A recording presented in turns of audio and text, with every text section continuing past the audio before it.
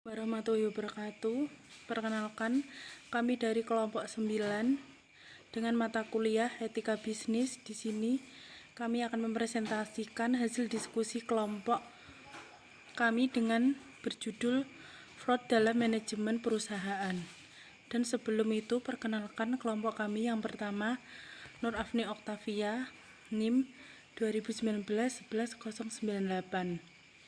Naima Nur Hidayah, NIM 2019-11321. Nova Putri Amalia, NIM 2019-11651. Muhammad Husain Nur Syabana, NIM 2019-11666. Muhammad Abid Hilmi, NIM 2019-11672. Teori Von Hegakon. Von Hegakon adalah pengembangan dari von Trielin, von Diamond, dan Fraud Pentagon. 3 faktor situasi fraud yaitu A.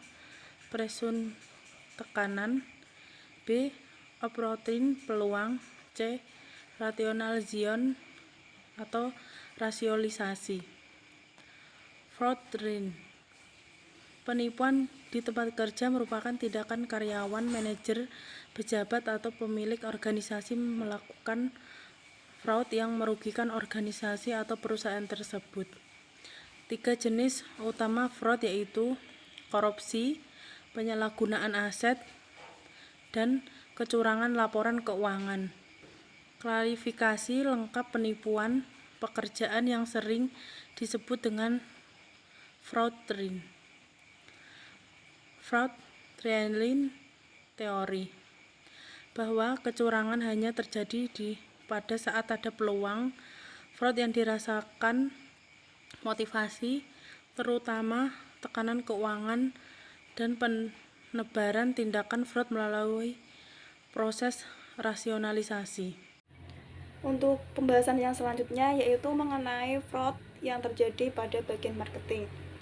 Untuk bagian marketing, tindakan fraud bisa terjadi dalam beberapa bentuk yang secara umum seperti mengubah biaya advertising dengan harga yang berbeda dari yang berlaku pada umumnya dengan alasan-alasan tertentu, membuat event atau ajang promosi dengan mengundang selebritis secara berlebihan sehingga terkesan lebih pada keinginan mempopularitaskan diri pada manajer marketing tersebut, bukan pada usahanya untuk menaikkan angka berjualan produk. Dalam konteks ini, bisa saja si manajer marketing ingin pindah pada perusahaan lain dan ia menginginkan media massa, khususnya pihak infotainment, berfokus pada dirinya. Atau kadangkala bagian marketing mengatakan bahwa penurunan penjualan menurutnya bukan karena kesalahan pada bagian marketing, tetapi pada bagian produksi yang tidak mempunyai standar produk terhadap hasil produksinya. Nah, pada bagian marketing ini biasanya pihak manajer pemasaran mulai mencari-cari kelemahan atau membandingkan hasil produk yang dimiliki dengan produk dari perusahaan lain. Nah, sebagai contohnya, di sini ada beberapa contoh fraud dari bagian marketing. Yang pertama, dapat dengan menaikkan harga secara berlebihan dari produsen ke distributor tanpa sepengetahuan pihak manajemen perusahaan. Contohnya, jika harga sebuah barang dari produsen yaitu 9.300 dinaikkan menjadi 9.500. Nah, kedua, membuat rencana promosi yang berlebihan atau di luar kewajaran. Ketika melakukan promosi suatu produk namun sebenarnya tidak sesuai dengan kenyataan produknya. Dan selanjutnya, menjual barang hadiah kepada para konsumen dan mengambil barang tester untuk keuntungan pribadinya. Selain pada bagian marketing, fraud juga dapat terjadi pada bagian produksi. Nah, pada bagian produksi, fraud bisa terjadi dalam berbagai hal, seperti menurunkan tingkat ketelitian pada standar produk yang seharusnya, memproduksi dalam jumlah yang berlebih namun melaporkan dalam jumlah yang tidak sebenarnya, dan kelebihan produksi itu disimpan dan dipasarkan secara bawah tangan atau sembunyi-sembunyi atau secara pribadi. Tindakan lainnya seperti melaporkan kerusakan mesin pabrik dalam bentuk habisnya umur ekonomis onderdil atau mesin dan harus diganti dengan yang baru. Usulan ini bisa saja terjadi karena faktor sudah adanya deal atau kesepakatan dengan pihak rekanan bisnis dan ada sejumlah fee ataupun bonus yang akan diterima nantinya. Nah, beberapa contoh fraud yang terjadi pada bidang produksi. Yang pertama ada tindakan mencetak ulang buku-buku yang sudah berakhir batas perjanjiannya tanpa seizin dengan pengarang. Sebagai pemegang hak cipta, pengarang seharusnya memberikan izin atau diberitahu bahwa perusahaan akan mencetak ulang buku-bukunya. Nah, tindakan fraudnya bisa terjadi ketika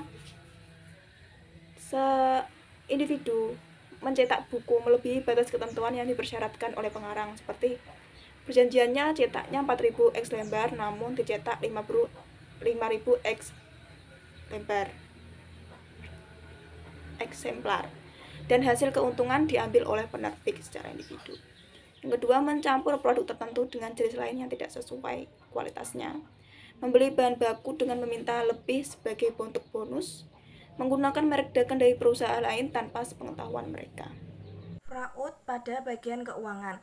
Fraud pada bagian keuangan sudah jelas jika fraud atau kecurangan itu berkaitan dengan perubahan angka-angka pada laporan keuangan atau financial statement, di mana angka-angka tersebut tidak disajikan sewajarnya tapi sudah diubah-ubah dan sering terjadi karena adanya pressure atau tekanan dari pihak manajemen, sehingga informasi yang diperoleh publik bukan lagi informasi dengan data yang sebenarnya, namun sudah penuh dengan rekayasa. Kecurangan atau fraud dibagi menjadi dua kelompok sebagai berikut. Yang pertama yaitu kecurangan laporan keuangan atau financial statement fraud. Yang kedua yaitu penyalahgunaan aset atau aset misappropriation atau korupsi. Pada dasarnya, kecurangan sering terjadi pada suatu entitas apabila yang pertama yaitu pengendalian intern tidak ada atau lemah atau dilakukan dengan longgar dan tidak efektif. Yang kedua yaitu pegawai dipekerjakan tanpa memikirkan kejujuran dan integritas mereka. Yang ketiga yaitu pegawai diatur, dieksploitasi dengan tidak baik, disalahgunakan atau ditempatkan dengan tekanan yang besar untuk mencapai sasaran dan tujuan keuangan yang mengarah tindak kepada kecurangan. Salah satu kasus fraud audit yang paling sering ditemui adalah earning management atau manajemen laba dan income smoothing atau perataan laba. Pengertian earning management atau manajemen laba yaitu adalah tindakan untuk memenuhi target laba yang dilakukan oleh para manajemen secara disengaja. Sedangkan pengertian income smoothing adalah suatu tindakan manajemen laba yang disengaja dengan memindahkan pos-pos beban dan pendapatan ke dalam beberapa periode yang bertujuan untuk mengurangi fluktuasi laba.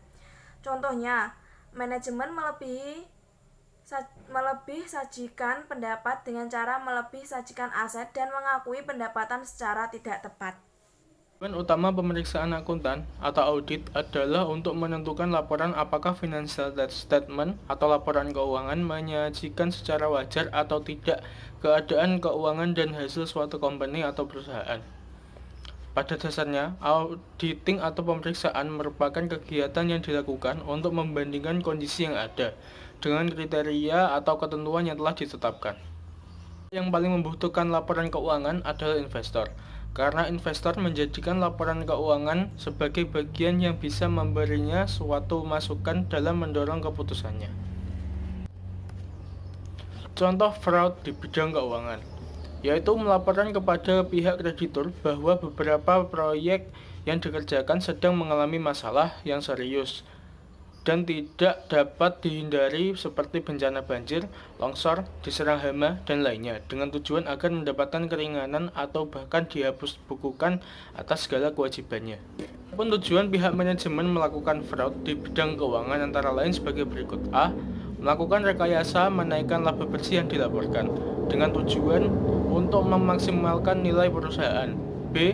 Pihak manajemen perusahaan melaporkan bahwa penjualan dan perolehan keuntungan perusahaan mengalami penurunan dengan tujuan agar pembayaran pajak menjadi lebih kecil. Kesalahan-kesalahan yang menyebabkan ketidaksamaan neraca saldo. 1. Kesalahan penyiapan neraca saldo, yaitu kesalahan dalam penjumlahan kolom. 2. Kesalahan saldo akun, yaitu kesalahan dalam menghitung saldo akun. 3. Kesalahan posting, yaitu jumlah yang dimasukkan ke suatu akun salah.